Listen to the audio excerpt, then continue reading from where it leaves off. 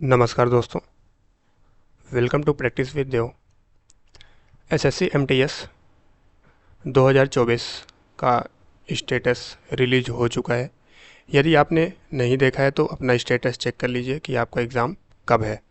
तो उसी के रिगार्डिंग मैं यहाँ पर आपको प्रैक्टिस कराऊंगा क्वेश्चन के। तो यदि आप चैनल पर पहली बार विजिट कर रहे हैं तो चैनल को सब्सक्राइब करके बेल आइकन को प्रेस कर लीजिए, क्योंकि मैथ्स, रीजनिंग, इंग्लिश और जीएस इसके आपको वीडियो डेली मिलते रहेंगे प्रैक्टिस करने के लिए। एमटीएस में जो सिलेक्शन होना है वो इंग्लिश और जीएस के आधार पर ही होना है, इतना आपको ध्यान रखना है। तो जितना ज़्यादा आप प्रैक्टिस करेंगे उतना ही ज़्यादा आपके नंबर्स इंक्रीज़ होंगे मॉक टेस्ट में, और यहाँ से क्वेश्चन भी आपको एग्ज़ाम में देखने को डेफिनेटली मिलेगा। क्लियर बात? तो चलिए देखेंगे। सबसे पहला क्वेश्चन आपके स्क्रीन पे जो लगा हुआ है, आज मैंने वन वर्ड सब्स्टिट्यूशन लिया है, कुछ इंपॉर्टेंट उसको हम लोग देखेंगे जो कि एग्ज़ाम में कई बार पूछे गए हैं। देखिए, पहला क्वेश्चन लिखा हुआ है ए थिंग और act which is based on law. Clear बात? पूछा गया है कि ए थिंग और act which is based on law. Option में है आपके एकम्प्लिस्ड, अकाउंटेंट, लीगल, और फिर यहाँ पे लिखा हुआ कन्फ्लुएंस। तो देखिए, जो लॉ पे बेस होता है वो लीगल होता है, यानी कानूनी होता है। तो ऑप्शन नंबर 20 का करेक्ट आंसर बन जाएगा। आपको याद रखना है, इंपॉर्टेंट क्वेश्चन है, एग्जाम में आया हुआ है। यहाँ पे देखिए, क्वेश्चन नंबर सेकंड पूछा गया है, that which can be read easily. मतलब ये कह रहा है कि जिसको आसानी से पढ़ा जा सकता है उसे क्या कहते हैं। ऑप्शन में आपके रोस्ट्रम है, फिर उसके बाद अपराइटनेस है, फिर लीजिबल है, फिर यहाँ पे लिखा हुआ है आर्मामेंट है। तो जिसको आसानी से पढ़ा जाता है उसे कहते हैं हम लोग लीजिबल, जिसे पठनीय कहा जाता है। इसलिए ऑप्शन नंबर 20 का आंसर बन जाएगा। ये भी कई बार एग्जाम में आया हुआ है, ध्यान रखना है। ठीक है, चलिए देखेंगे नेक्स्ट क्वेश्चन। पूछा गया है यहाँ पे कि one who expresses once opinion formally but politely.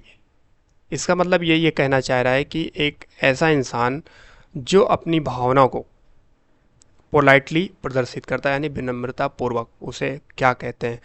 Option में है असर्टिव, फिर रिकॉन्साइल लिखा हुआ है, फिर सेनेटोरियम है, फिर माउंट बैंक है। क्लियर है बात? तो यहाँ से आपको एक ऑप्शन टिक करना है कि one who expresses once opinion formally but politely. तो इसका हो जाएगा असर्टिव, यानी ऑप्शन नंबर ए, यानी आप सकारात्मक कह सकते हो। चलिए देखेंगे नेक्स्ट क्वेश्चन। देखिए, पूछा गया यहाँ पे कि बोथ इंट्रोवर्ट एंड एक्सट्रोवर्ट, मतलब ऐसा व्यक्ति जो इंट्रोवर्ट भी है और एक्सट्रोवर्ट भी है, उसे क्या कहेंगे। ऑप्शन में है एम्बीवर्ट, दूसरा है क्रिएट, तीसरा है क्रॉल, तीसरा है इटियोलॉजी।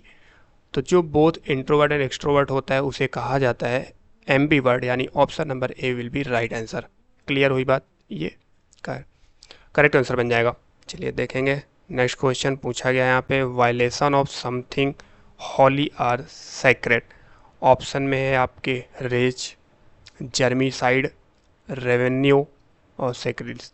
तो इसका हो जाएगा वायलेशन ऑफ समथिंग हॉली और सेक्रेट। ऑप्शन नंबर सी इसका करेक्ट आंसर बन जाएगा। चलिए देखेंगे नेक्स्ट क्वेश्चन। देखिए, यहाँ पूछा गया है one who studies the complete history of Mankind, यानी एक ऐसा व्यक्ति जो किसी इंसान के इतिहास के बारे में पढ़ता है उसे क्या कहते हैं। यानी one who studies the complete history of Mankind, पूरी मनुष्य जाति के बारे में, इतिहास के बारे में जो पढ़ता है उसे क्या कहा जाता है। ऑप्शन में है पहला सीजर, फिर उसके बाद लिखा है ऑप्शन सी में कैप्चर है, यहाँ पे एंथ्रोपोलॉजिस्ट है, ये चेस अवे है।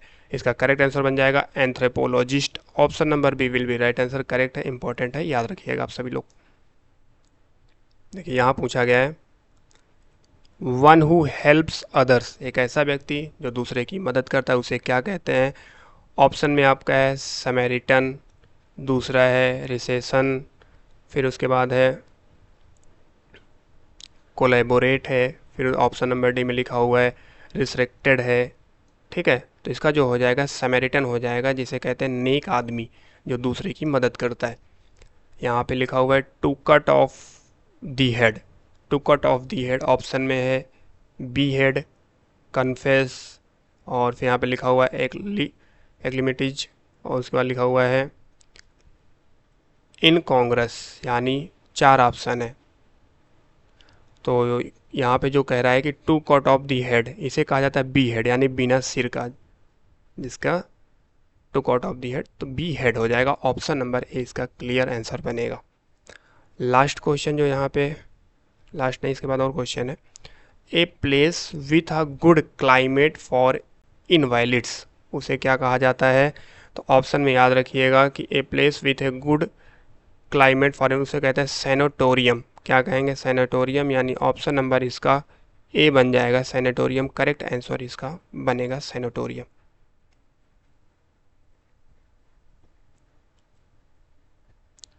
चलिए यहाँ पर देखते हैं।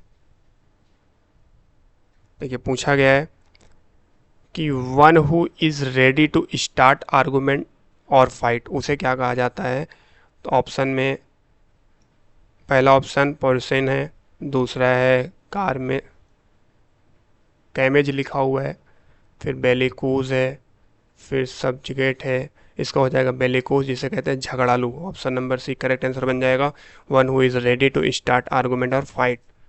नेशंस इंगेज्ड इन वॉर, ऐसे राष्ट्र जो लड़ाई में इंगेज, उन्हें क्या कहेंगे?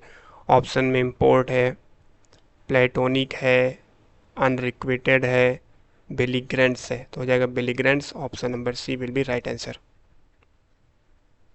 यहाँ पूछा गया है कि ए वेरी प्राइवेट प्लेस, उसे क्या कहते हैं? ऑप्शन में लिखा हुआ है रिहेबिलिटेट,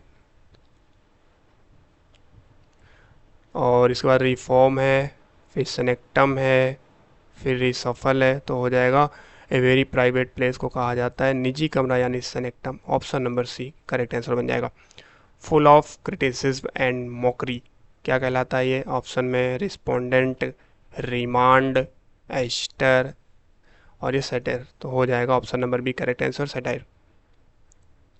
चलिए इनको देखेंगे।